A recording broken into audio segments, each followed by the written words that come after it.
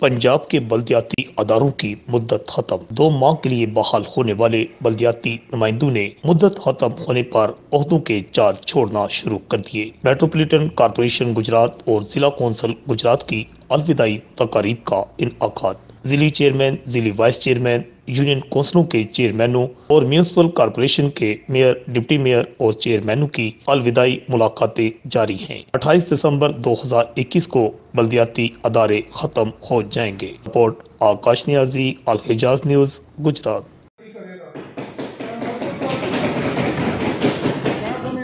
अल्लाह ताला ने कायनात बनाई है, वो सारी कायनात का मालिक है, सिर्फ मुसलमानों का मालिक नहीं है। ਇਹਦੇ ਵਿੱਚ ਅਸੀਂ ਜਿਹੜਾ ਤਹਿਸੀਸ ਕਰਨੇ ਆ ਨਾ ਕਿ ਮਜ਼ਹਬ ਨੂੰ ਵਿੱਚ ਲਿਆ ਕੇ ਤੇ ਅਸੀਂ ਉਹਦੇ ਤੇ ਲੋਕਾਂ ਨੂੰ ਬਲੈਕਮੇਲ ਵੀ ਕਰਨੇ ਆ, ਲੋਕਾਂ ਦਾ ਇੰਪ੍ਰੈਸ਼ਨ ਵੀ ਪਾਉਂਦੇ ਆ ਕਿ ਤੁਸੀਂ ਫਲਾਣੇ ਹੋ, ਤੁਸੀਂ ਫਲਾਣੇ ਹੋ।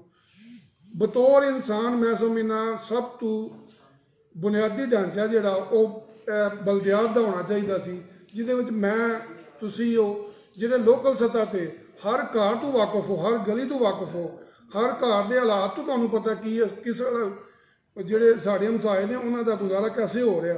ਜੇ ਇਹਨਾਂ ਨਿਜ਼ਾਮਾਂ ਨੂੰ ਮਜ਼ਬੂਤ ਕੀਤਾ ਹੁੰਦਾ, ਇਹਨਾਂ ਦੇ ਉੱਤੇ ਇਤਮਾਦ ਕੀਤਾ ਹੁੰਦਾ ਤੇ ਸਾਡੇ ਮੁਲਕ ਦਾ ਅਲਹਮਦੁਲਿਲਾ ਇਹ ਹਾਲਾਤ ਨਾ ਹੁੰਦੇ ਜੋ ਦਿਨ ਬ ਦਿਨ ਹੋ ਰਹੇ ਨੇ।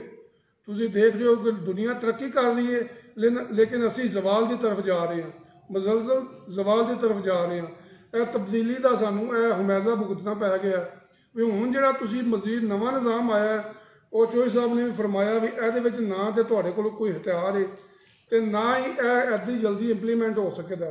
ਲੇਕਿਨ ਇਹ ਹੈ ਕਿ ਅਸੀਂ ਗਲੀ ਮੁਹੱਲੇ ਇੱਕ ਦੂਜੇ ਦਾ ਗੁਰਬਾਨ ਜ਼ਰੂਰ ਪਕੜਾਂਗੇ ਕਿ ਜਨਾਬ ਸਾਨੂੰ ਇਹ ਵੋਟ ਚਾਹੀਦਾ ਤੇ ਜੋ ਕੁਝ ਸਾਡੇ ਵੋਟ ਨਾਲ ਹੋਇਆ ਜਮਹੂਰੀ ਹਕੂਮਤਾਂ ਨੇ ਕੀਤਾ ਵੀ ਜਿਉਂ ਹੀ ਜਮਹੂਰੀ ਹਕੂਮਤ ਆਉਂਦੀ ਹੈ ਉਹ ਸਭ ਤੋਂ ਪਹਿਲਾਂ ਸ਼ਬ ਖੂਨ ਮਾਰਦੀ ਹੈ ਤੇ ਬਲਦਿਆਤੀ ਅਦਾਰਿਆਂ ਤੇ ਮਾਰਦੀ ਹੈ।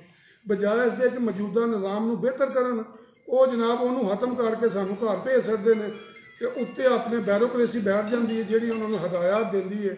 ਅੱਲਾਹ ਤਾਲਾ ਸਾਨੂੰ ਇਸ ਬੈਰੋਕ੍ਰੇਸੀ ਤੋਂ ਵੀ ਮਹਫੂਜ਼ ਹੀ ਰੱਖੇ ਤੇ ਇਹਨਾਂ ਨੂੰ ਹਦਾਇਤ ਹੀ ਦੇ। ਇਹ ਉੱਤੋਂ ਤੱਕ ਇਹ ਨਿਜ਼ਾਮ ਚੱਲ ਰਹੇ ਨੇ, ਜਦੋਂ ਤੱਕ ਇਹ ਨਿਜ਼ਾਮ ਦਰੁਸਤ ਨਹੀਂ ਹੋਣਗੇ, ਜਦੋਂ ਤੱਕ ਸਾਡੀ ਕਾਨੂੰਨ ਸਾਜ਼ ਤੇ ਪਾਰਲੀਮੈਂਟ ਜਿਹੜੀ ਹੈ ਉਹ ਮਜ਼ਬੂਤ ਕਾਨੂੰਨ ਨਹੀਂ ਬਣਾਏ ਦੀ, ਅਸੀਂ ਇਸ ਮੁਲਕ ਨੂੰ ਅੱਗੇ ਲੈ ਕੇ ਨਹੀਂ ਚੱਲ ਸਕਾਂਗੇ। ਲੇਕਿਨ ਜਿਸ ਤਰ੍ਹਾਂ ਦਾ ਵੀ ਨਿਜ਼ਾਮ ਹੈ ਸੀ, ਮੈਂ ਸਮਝਦਾ ਵਾਂ ਉਹ ਲੋਕਾਂ ਨੇ ਇੱਕ ਸਾਨੂੰ ਆਨਰ ਦਿੱਤੀ, ਇੱਕ ਇੱਜ਼ਤ ਦਿੱਤੀ। मैं ਉਹਦੇ ਤੇ ਆਪਣੇ ਲੋਕਾਂ ਦਾ, ਆਪਣੇ ਹਾਊਸ ਦਾ, ਆਪਣੇ ਮੈਂਬਰਾਂ ਦਾ, ਆਪਣੇ ਅਦਾਰੇ ਦਾ, ਕਾਰਪੋਰੇਸ਼ਨ ਦੇ तमाम ਅਫਸਰਾਂ ਦਾ ਇੰਤਹਾਈ ਮਸ਼ਕੂਰ ਹਾਂ ਕਿ ਉਹਨਾਂ ਨੇ ਮੁਮਕਿਨ ਹੱਦ ਤੱਕ ਸਾਡੇ ਨਾਲ ਤਾਵਨ ਕੀਤਾ। ਕੁਝ ਮਜਬੂਰੀਆਂ ਲੋਕਾਂ ਦੀਆਂ ਹੁੰਦੀਆਂ ਨੇ, ਲੇਕਿਨ ਇਹ ਮਜਬੂਰੀ ਨਾਲ ਕੰਮ ਕਰਕੇ ਹੀ ਬੰਦਾ ਮੁਸ਼ਕਲਾਤ ਵਿੱਚ ਹੀ ਨਿਕਲ ਕੇ ਜਿਹੜੇ ਵੇਲੇ ਕੰਮ ਕਰਦਾ ਤੇ ਉਹਦੇ ਕੋਈ ਅਮਲ ਵੀ ਹੁੰਦਾ ਤੇ ਉਹਦੇ ਕੋਈ ਅਸਰ ਵੀ ਹੁੰਦਾ।